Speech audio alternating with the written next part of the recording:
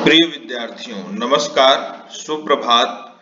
आज हम लोग कैकेयी का अनुताप शीर्षक पाठ का अध्ययन करेंगे, जिसका मूल स्रोत है महाकाव्य साकेत और रचयिता कवि हैं मैथिली शरण गुप्त जी। और बेटा, इस कविता के अगर हम लोग प्रसंग को समझें तो प्रसंग में ये चीज महत्वपूर्ण है।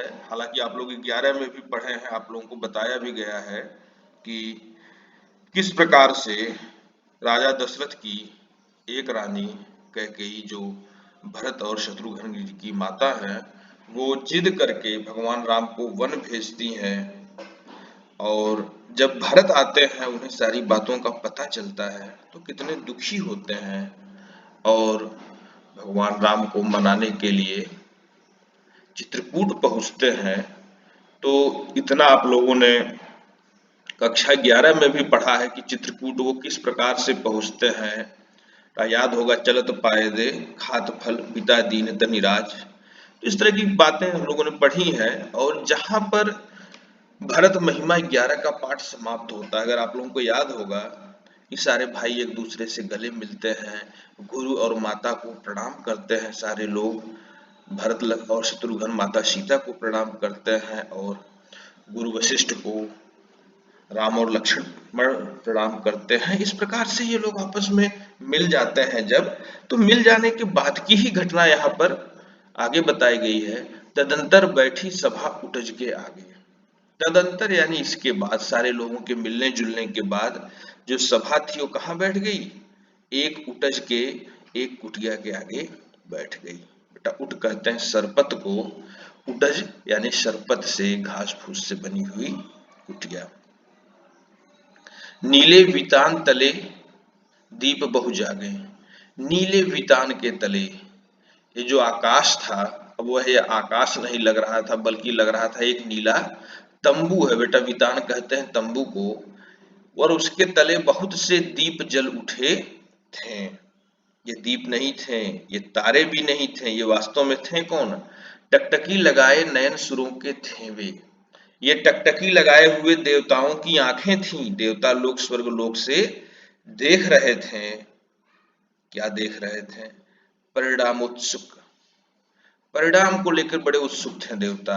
उन भयातुरों के थे वे। ये देवताओं की आंखें थीं जो परिणाम को लेकर इतनी उत्सुक थीं। और उनके मन में बड़ा भय था। भय किस बात का था? कि कहीं प्रभु राम मान तो नहीं जाएंगे, कहीं यहीं से लौट तो नहीं जाएंगे, और दैत्यों का, असुरों का जो विनाश होना है, देवताओं को दैत्यों के अत्याचार से जो मुक्ति मिलनी है, कहीं वह बीच में ही तो नहीं रह जाएगा। इसलिए बड़े भयातुर थे, बड़े डरे हुए थे देवता। और टकटकी लगाकर देख रहे थे कि भरत का ऐसा प्रेम कहीं भगवान राम को पुनः अयोध्या लौटा न ले चले। उत्फुल्ल करौंदी कुंज वायु रह रह कर बेटा, उत्फुल्ल खिली हुई थी करौंदी का कुंज।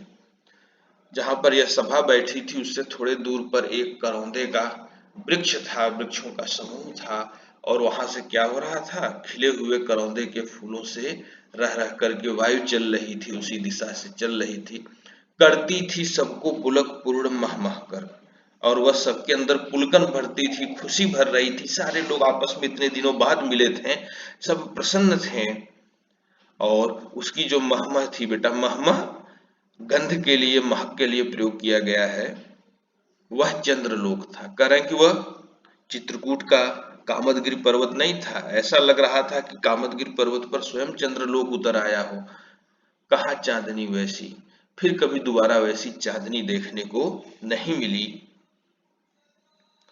प्रभु बोले, गिरा गंभीर नीर निधि जैसी।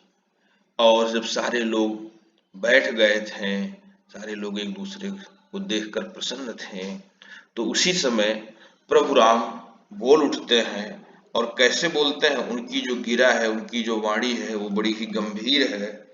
बड़ी ही गंभीर वाणी में बोलते हैं। क्या बोलते हैं? कहते हैं बेटा, हे भरत भद्र, अपने छोटे भाई से कहते हैं कि हे प्रिय भरत। भद्र का अर्थ होता है बेटा सज्जन। कि हे सज्जन भरत,